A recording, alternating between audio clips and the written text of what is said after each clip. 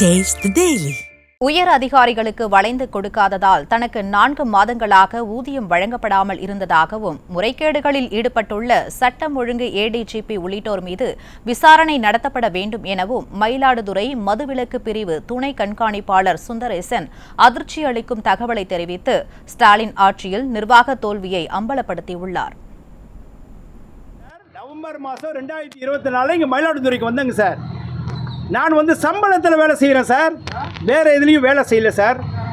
ஆனால் sir March மாதம் வரைக்கும் சார் எனக்கு சம்பளம் போடலை சார். பிஆர்எஸ்ஸே கொடுக்க போனேன் நான்.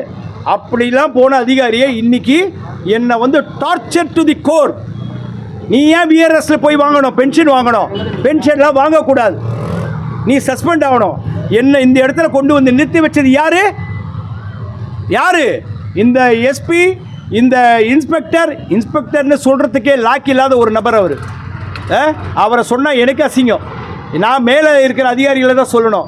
ADG law and order, IG end, SP, இந்த 3 பேர் கூடுதலாக எஸ்பி இன்ஸ்பெக்டர், இவங்க தான் இந்த இடத்துல நின்று பேட்டி கொடுக்கறதுக்கு எனக்கு தெரியும்.